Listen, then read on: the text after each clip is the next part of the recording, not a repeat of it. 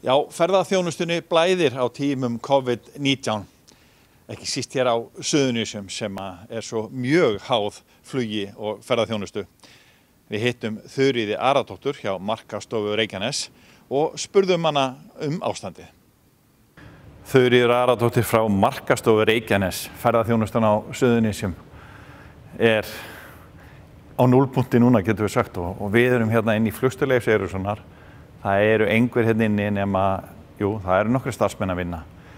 Þetta bara eitthvað sem við höfum aldrei upplifað áður. Nei, það er rétt. Ferðaþjónustan hérna á svæðinu eins og annars staðar á landinu að upplifa eitthvað sem við í raun höfum enga stjórn á og allir eru að upplifa. Það er hérna eins og þú segir. Við erum á núllpunkti, það enga tekjur að koma inn og kannski bara kostnaður að fara út. Og það að standa hérna inn í flugstöðinni á þessum tíma og hérna, það eitthvað sem maður átti aldrei von á í rauninni. En staðan gríðarlega alvarleg og Suðurnesin eru mjög háð fluginu, þessari flugstöð, þessum Keflavíkurflugvelli. Já, það sem sagt, starfsemi eða atvinnustarfsemi á Suðurnesjum mjög bundin ferðaþjónustu. Annars vegar hérna tengt flugstöðinni og allri þjónustu í tengslum við það og síðan það ferðaþjónusta utan flugvallar eða flugvallarstarfseminnar, áfangastæðurinn sjálfur. Og það kannanir voru að tala að þetta væri 26% fólks á atvinnuskrá að þeir væru að vinna við ferðaþjónustu og sem náttúrulega svolítið breytt í dag. Það hérna á sama skapi 66% af þessum þjónustu fyrirtækjum eða starfsmönnum eru núna komnir til dæmis í hlutastarf og hérna, þannig að þessi fyrirtækin hafa verið að nýta sér þessa lausnir sem að ríkið hefur verið að bjóða. Þannig að það mjög ánægjulegt að það hafi verið en á sama skapi atvinnuleysi hefur aldrei verið hærra sem mikið áhyggjuefni. Ok, þetta staðan og hún svona nokkuð ljós fyrir flestum okkar. En þá það kannski næsta skref. Hvað eru þið sem eru hérna stjórnendur í framlínu ferðaþjónustunnar að hugsa þessa dagana? Hvaða ráð, eru eitthvað ráð til? Eitthvað pælingar, hugmyndir, hvernig á að bregðast við? Við náttúrulega erum við þeirri stöðu að ég get aldrei sett mig í sér þessa stöðu fyrirtækjana eins og þeir í dag að sitja uppi með svona verkefni og í rauninni eins og staðan hérna á Suðurnesjum þá eru flest okkar fyrirtæki lítilega meðalstór. Þetta eru fjölskyldu fyrirtæki og aðilar sem hafa verið að byggja upp í mörg ár, loksins að ná kannski einhverju jafnvægi á reksturinn og nú þurfa í rauninni að byrja alveg upp og nýtt sem ömurleg staða en á móti eins og segir, þú veist, við höfum eina sem við getum gert að horfa fram á veginn í rauninni og sjá ljósglætu fyrir enda gangana og það sem við erum að reyna að gera í dag og erum byrjuð að gera að vinna markaðsefni fyrir svæðið. Núna náttúrulega allur okkar fókus fyrir á innlendan markað af því að það kannski okkar nærtækasti markaður í dag.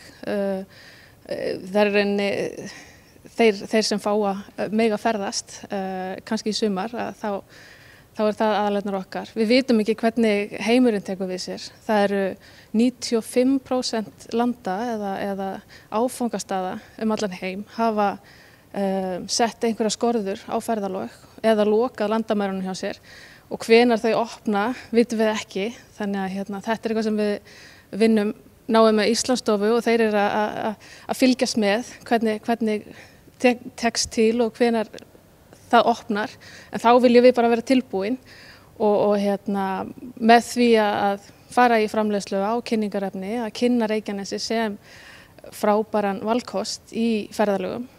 Núna í dag getum við náttúrulega bara hjálpa fólki að dreyma í rauninni, hvert vill að fara þegar ferðahömlur opnast, hvar liggur hjartað og hvert hefur ekki farið. Þannig að við viljum ná til þeirra. Nýtt hótel, 150 herbergja hótel tilbúið hérna rétt hjá okkur og forsvarsmenn þess segja að Reykjanesi hafi bara gríðarlega möguleika sem áfangastaður, sem ferðamannastaður. hvernig Reykjanesi tilbúið undir það að taka á móti landsmönnum? Allt til reiðu nógu mikið að veitingastöðum? Hvernig hægt að taka það? Hægt að búa, til einhverju pakkar, þannig að Jón Jónsson í Borgarnesi vill kannski breyta til í sumar því hann ekki að fara til útlanda, gæti hugsað sér að koma á Reykjanesið og gista yfir helgina. Til svona pakkar sem hann getur keypt?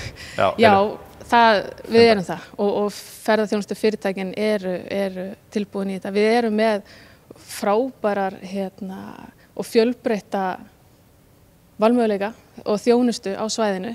Við erum með 30 veitingastæði á mjög fjölbreyttu stigi þjónustu sem hægt að veljum á öllum skaganum.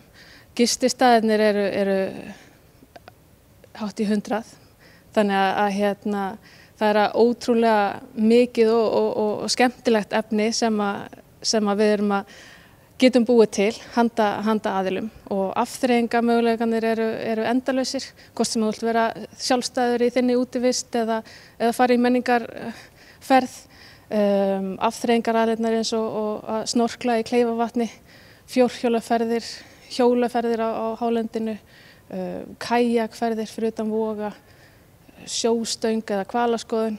Það er ótrúlega margt í boði og við þurfum bara að hjálpa fólki að uppgöta þessa perlur sem við höfum upp á að bjóða. En eins og ég var að spyrja þig, til, einhverju sölupakkar sem að fólk getur gengið að, veit hvað það getur fengið eða þarf það svolítið að hafa sér sjálft eftir þessu? Eru gististaðirnir tilbúinir? Fyrir ég ætla ekki að dæma á mörgum spurningum, verða þeir með eitthvað sérstakt verð fyrir Íslendingana? Við erum eiginlega eftir að vinna úr því. Það til mikið af pökkum sem hafa svolítið meira verið fyrir erlendamarkað og að því að erlendi, í rauninni markhópurinn okkar hefur aðalega verið erlendi ferðamenn. Íslendingar sem ferðast innanlands, það rétt rúmlega 8% Íslendingar sem koma á Reykjanesið. Það aðeins hærra hlutfall heldur en hálendið að fá. Þannig að tækifærin okkar til að kynna Íslendingum fyrir svæðinu alveg töluverður og náttúrulega stór markhópur rétt hjá okkur á höfuðborgarsvæðinu sem á eftir að kynnast okkur almennilega.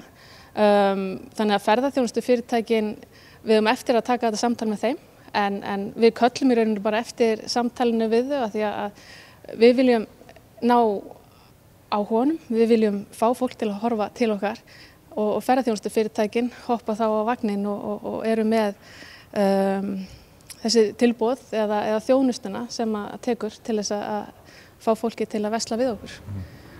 Ertu bjartsýn að þessi fyrirtæki muni lifa þetta af og verði tilbúin hreinlega í sumar? Það er góð spurning og ég bara veit það ekki. Ég held að flest öll okkar fyrirtæki séu á þeim stað að þeir rekstrarlega geta þolað þetta og hef fulla trú á því að þeir komist yfir þetta með aðstoð bæði ríkis, sveitafélaga og bankastofnana og það náttúrulega grundvöllurinn fyrir því að við komumst í gegnum þetta að þegar hjólinn fara að snúast aftur að það séu fyrirtæki til að taka á móti af því að þannig höldum við þessu gangandi og þannig höldum við þessu gangandi inn í framtíðina.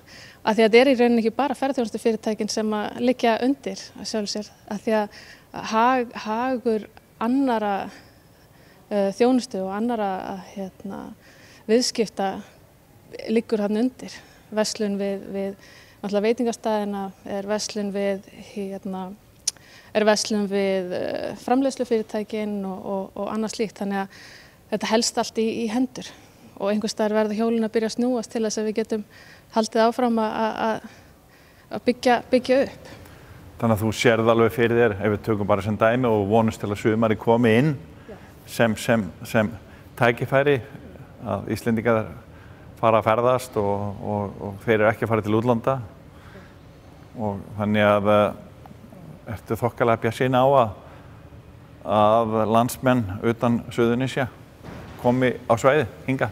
Já, ég mjög bjartsýn og Reykjanesið tilbúið að taka á móti gestum. Við erum með frábæra staði til að heimsækja og allir tilbúnir að þjónusta og þannig að ég held að við erum tilbúin, við erum búin að vera að byggja okkur upp, við vorum komin á þann stað að við ætluðum að fara að bjóða heim og nú erum við bara fókusinn komin á okkur, komin á heimamenn og við viljum náttúrulega fá íbúa svæðisins með okkur í lið.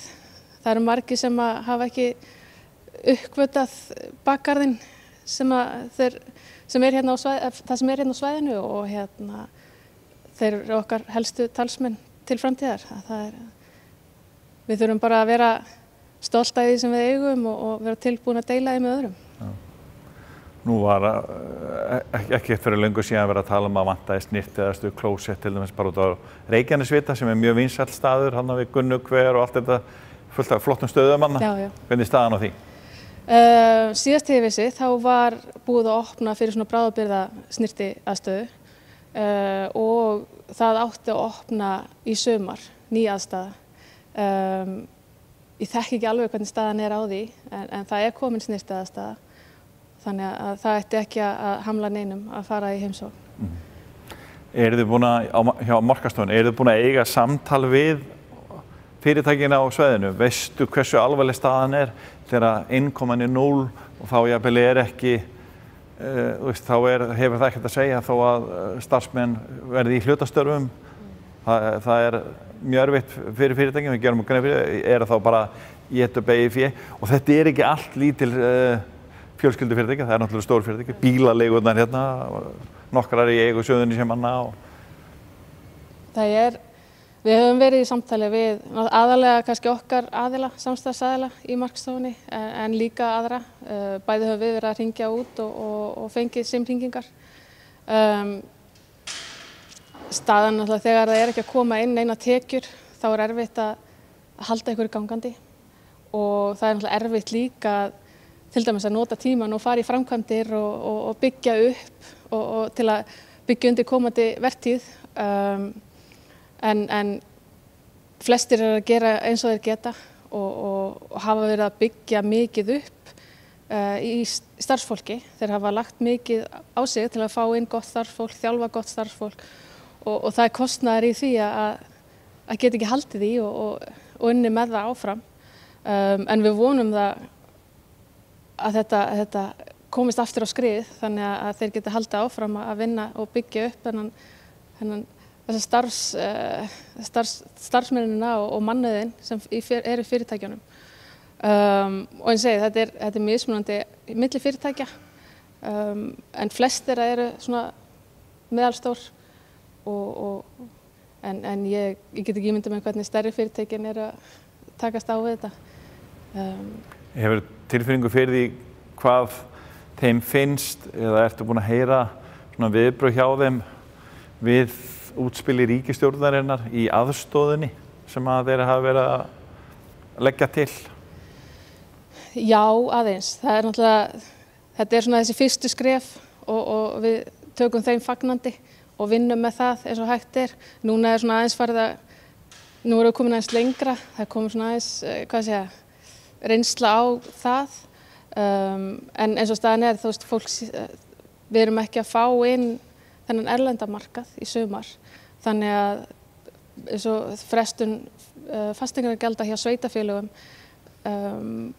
það er skammur vermir að fresta því fram á haust þegar engar tekjur koma inn yfir sumarið og þá er kannski bara stærri reikningur sem kemur þá á næsta ári þannig að það þarf að finna einhverja betri lausn á því að því á sama tíma að þó að sveitarfélögin gæfu afslátt eða nú veit maður ekki hvað þau geta gert í rauninni að þá er í rauninni bara verið að ýta vandamálinu áfram og það er eitthvað sem að kannski hjálpar ekki fyrirtækjunum seinna meir þegar reikningurinn verður bara tvöfalt hærri.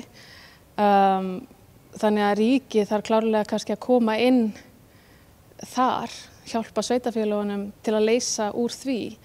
En ég er ekki með neina töfralausn á framtíðar aðgerðum og eins með bara innkomu inn til landsins að þó að við opnum okkar landamæri að þá er ekkert víst að fólk sé tilbúið að koma og hvernig fáum við fólk til að koma ef að það má ekki ferðast eða þannig að þetta er miklu stærra og stærra vandamál heldur við getum ein leyst en saman klálega sem áfangastaður og þjónustu aðilar innan svæðisins við getum verið undir það búin, þú veist, ef að það opnast og fyrir þá markaði sem opnast, þá erum við bara tilbúin með okkar heimavinnu og getum farið af stað. Þetta ekki svolítið sérstakt að á þessum tíma verið að býður hérna splungun nýtt hótel, það að bætast við 150 herbergja glæsileg hótel í hótelframboð, gistiframboð á Suðurnesjum. Það er nú örugglega einstakt bara í sögu svona ferðaþjónustu á Íslandi að vera tilbúin og bíða. Venjulega er gesturinn að bíða og banka á og fyrirtækin að reyna að klára.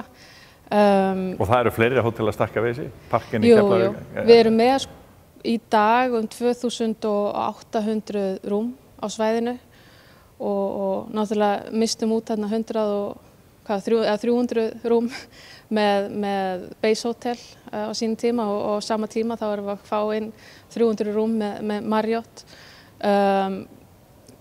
Parkinn að bæta við sig og fleiri aðilar sem að stækka og breyta og gera betur. En ertu með Airbnb inn í þessu? Nei, ekki Airbnb, nema rétt kannski heimagistingarna sem hafa verið að fá leyfi sem litlir gististaðir og annað slíkt.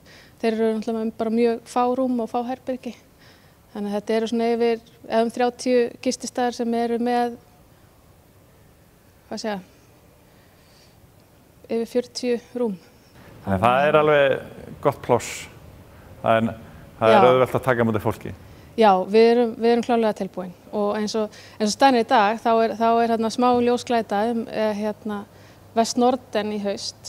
Við veitum náttúrulega ekki hvernig það fer en það átt að vera 600-700 manna ferðakaupstefna í byrjun október og við vitum náttúrulega ekki hvort að af því verður eða hvort að verði eitthvað takmarkanir settar á viðburðinn en það er viðburður sem tekur mikið til sín.